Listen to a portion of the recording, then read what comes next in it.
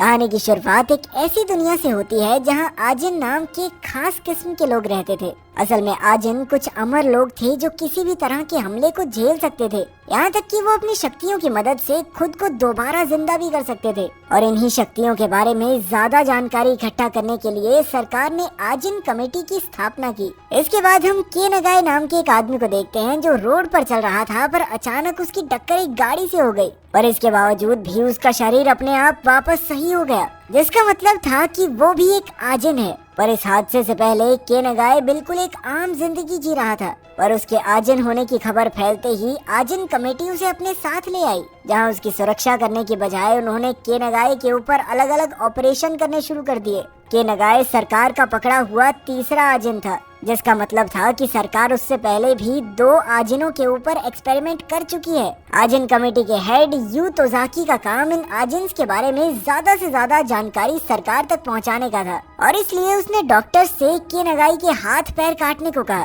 ताकि वो लोग उन्हें दोबारा सही होते हुए देख सकें। पर वही के नगाई को अब तक समझ ही नहीं आ रहा था कि आखिर उसके साथ हो क्या रहा है। उधर एक सरकारी ऑफिसर तोजाकी से इन एक्सपेरिमेंट्स के बारे में जानकारी ले रहा था कि तभी उस लैब में तनाका और साटो नाम के 2 घुसपैठियों ने हमला कर दिया, और अंदर घुसते ही उन्होंने सभी पहरेदारों को मारना शुरू कर दिया। जिसके बाद साटो ने एक कैमरा के जरिए तोजाकी को बताया कि वो और तनाका वहाँ पर सिर्फ के नगाई को बचाने आए हैं। साथ ही उसने बताया कि कैसे उसने कुछ साल पहले ठीक इसी तरीके से तनाका को भी बचाया था। उसकी ये बात सुनते ही तोजाकी ने तुरंत सभी गार्ड्स को तनाका और साटो को रोकने के लिए खास इंजेक्शंस का इस्तेमाल करने को कहा। पर जैसे ही वो इंजेक्शन साटो के हाथ पर लगा तो उसने अपना हाथ दूर फेंक दिया और उसके बाद दोबारा से हाथ उगा लिया, जिसका मतलब साफ था कि वो भी एक आजिन है। असल में तनाका और साटो ही वो 2 आजिन्स थे जिन्हें के नगाई से पहले पकड़ा गया था। थोड़ी देर बाद ही साटो सभी गार्ड्स को खत्म करते हुए के नगाई के पास पहुंच ही गया,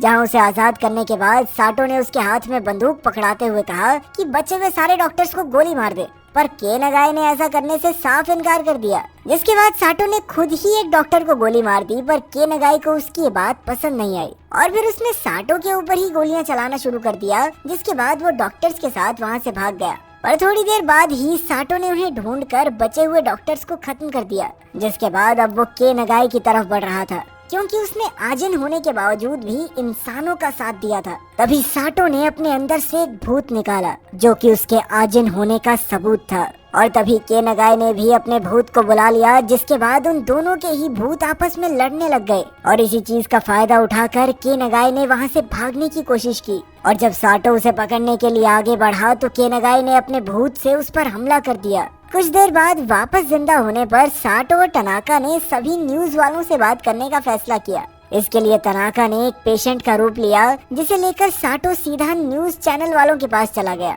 जहां उसने सबके सामने आजिन कमेटी द्वारा किए जा रहे अत्याचारों के बारे में बताया। साथ ही उसने बताया कि कैसे उसने तनाका को डॉक्टर से बचाया था, और अपनी बात को सच साबित करने के लिए उसने एक वेबसाइट के बारे में बताया जिस पर तनाका के एक्सपेरिमेंट्स की वीडियोस थी। अपनी बात खत्म करते हुए साटो ने आजिन्स के हकों की मांग की और कहा कि हम एक साथ नहीं रह सकते, एक अलग देश होना चाहिए हमारे लिए। साटो के खुलासे के बाद ये खबर काफी तेजी से पूरे देश में फैल गई और अब सभी लोग इस पर बात कर रहे थे। अगली सुबह के नगाई एक गांव में पहुंच गया, जहां उसकी मुलाकात एक बूढ़ी औरत से हुई, जिसे के नगाई की शक्ल अपने पोते जैसी लग रही थी, और इसीलिए उसने के नगाई को अपने घर में आने का निमंत्रण दिया। उधर के नगाई की बहन एरिको, जो हॉस्पिटल में भर्ती थी, उसे अपने भाई के बारे में टीवी पर चल रही न्यूज से पता चला, और इसके थोड़ी देर बाद ही तोजाकी की असिस्टेंट इजुमी के नगाई के बारे में पूछताछ करने के लिए उसके पास पहुंच गई। पर एरिको को तो खुद अपने भाई के बारे में कोई जानकारी नहीं थी। पर तभी अचानक से तनाका के भूत ने इजुमी पर हमला कर दिया, जिसे वो हॉस्पिटल के बाहर से बैठा चला रहा था। पर असल में इजुमी भी एक आजिन थी, और उसने तुरंत ही अपने भूत को तनाका का सामना करने के लिए बुला लिया, जिसके बाद उन दोनों में लड़ाई शुरू हो गई। इजुमी के इस राज के बारे में पता चलते ही तनाका उसे खत्म करके एरिको को अगवा करने के लिए सीधा हॉस्पिटल के अंदर ही आ गया। पर तब तक उन दोनों के आसपास काफी सारे लोग इकट्ठा हो गए थे, जिन्हें देखकर तनाका चुपचाप वहां से चला गया। उधर तोजाकी मीडिया के सामने अपनी और सरकार की बेगुनाही को साबित करने में लगा हुआ था। उसका कहना था कि साटो के लगाए हुए सभी आरोप बेबुनियाद और बिल्कुल झूठे हैं। इधर के नगाए अभी भी उस बूढ़ी औरत के घर में ही रह रहा था, और अब तो वो अक्सर उस औरत की काम में मदद भी करता था। पर तभी एक दिन उसने रेडियो पर अपनी बहन के बारे में सुना, जिसे सुनते ही वो तुरंत छुप कर अपनी बहन से मिलने चला गया। केनागाई जानता था कि तनाका और साटो दोबारा एरिको पर हमला कर सकते हैं और इसीलिए वो अपनी बहन को अपने साथ उस औरत के घर ले आया। धीरे धीरे केनागाई ने खुद को ताकतवर बनाने के लिए मेहनत करना शुरू कर दिया और अब तो वो अपने अंदर मौजूद उस भूत को काबू करना भी सीख रहा था।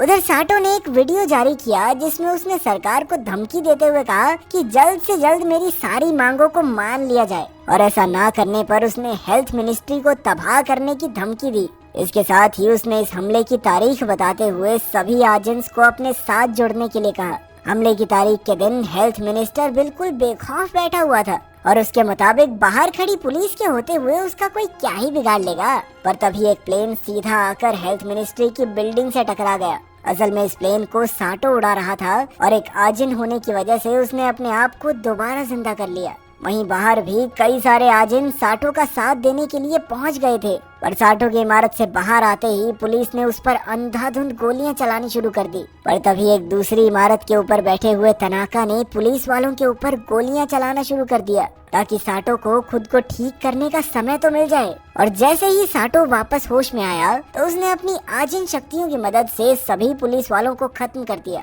जिसके बाद उसने एक और वीडियो बनाई जिसमें उसने तोजाकी और सरकार को 2 दिन के अंदर टोक्यो शहर खाली करने के ऑर्डर्स दिए और ऐसा ना करने पर उसने कहा कि मैं पूरे शहर में जहरीली गैस फैला दूंगा, फिर ले लेना मजे, तुम सारे मरोगे।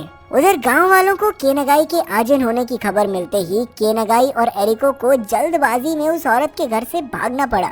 इस दौरान तोजाकी ने साटो से बात करके उसे टोक्यो के बदले एक दूसरा शहर देने की बात कही, जिसके लिए साटो ने साफ इनकार कर दिया। वो कहने लगा कि जो प्रजाति ज्यादा ताकतवर है उसे ही तो बढ़िया शहर मिलना चाहिए। अपनी इस हार के बाद जब तोजाकी ऑफिस से बाहर निकला तो उसकी नजर भीड़ में खड़े केनागाई पर पड़ी, जो साटो से लड़ने में सरकार की मदद करने के लिए तैयार था। पर इस काम के लिए उसकी एक शर्त थी कि सरकार उसकी बहन एरिको की सुरक्षा में कोई कमी नहीं रखेगी। इसके साथ ही साटो को हराने के बाद केनागाई ने अपने लिए एक नई इंसानी पहचान की मांग की ताकि वो अपनी बहन के साथ शांति और आराम से रह सके। तोजाकी के पास केनागाई की बात मानने के अलावा और कोई चारा नहीं था। इसके बाद तोजाकी सरकार के साथ मिलकर साटो और उसके साथियों को हराने का प्लान बनाने में लग गया। असल में तनाका रिसर्च लैब में 4 साल तक कैद रहा था और वहीं साटो 20 साल तक अपने ऊपर किए गए एक्सपेरिमेंट्स की वजह से इंसानों से नफरत करता था और अब उन दोनों का मकसद सिर्फ और सिर्फ आजिन्स को इंसानों से बचाना था।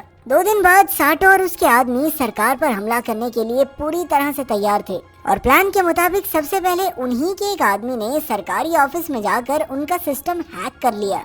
उधर तनाका ने इमारत के अंदर मौजूद सभी लोगों को कैद कर लिया था, जिसके बाद वो लोग जहरीली गैस छोड़ने के लिए इमारत की छत की तरफ बढ़ने लगे। पर तभी तोजाकी ने उस हैकर को ढूंढकर उसके ऊपर उसकी बंदूक तान दी और इधर तनाका अपने कुछ दोस्तों के साथ गैस वाले कमरे तक तो पहुंच गया था। पर तभी अचानक से एक काली सी चीज ने उन्हें चारों ओर से घेर लिया। असल में ये चीज केनागाई ने अपने भूत की मदद से बनाई थी और इसी चीज का फायदा उठाते हुए पुलिस वालों ने तनाका और उसके साथियों के ऊपर खास इंजेक्शन से हमला कर दिया। उधर साटो एक लकड़ी की दुकान पर मौजूद था, लेकिन फिर अगले ही सेकंड वो इमारत के अंदर पहुंच गया। असल में तनाका साटो का हाथ काट कर अपने साथ बैग में लाया था, जिसकी मदद से साटो ने अपने आप को उस कमरे के अंदर जिंदा कर लिया। पर उसकी इस चाल ने केनागाई और पुलिस वालों दोनों को हैरान कर दिया था, क्योंकि उनमें से किसी के दिमाग में भी ये बात नहीं आई थी। और जैसे ही पुलिस वालों ने उस पर हमला करने की कोशिश की तो साटो ने अपने भूत की मदद से उन पुलिस वालों को खत्म कर दिया।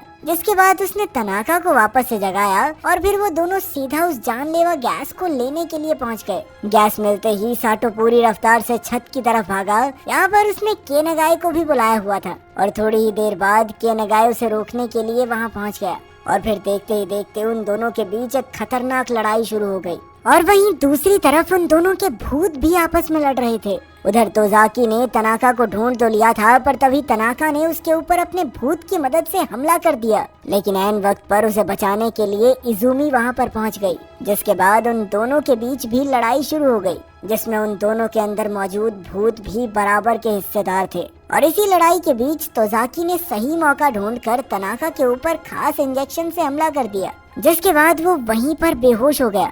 उधर केनागाई और साटो के बीच अभी भी लड़ाई चल रही थी, पर इस बार केनागाई का ये नया रूप देखकर साटो उससे काफी प्रभावित हुआ और तभी केनागाए ने बड़ी ही चालाकी से साटो के पैर पर वो इंजेक्शन घुसा दिया, लेकिन इसी बीच उसका भी एक हाथ कट गया था। साटो के बेहोश होने के बावजूद उसके अंदर का भूत अभी भी जिंदा था और उसने साटो को फिर से जिंदा करने के लिए उसे तुरंत ही जान से मार दिया।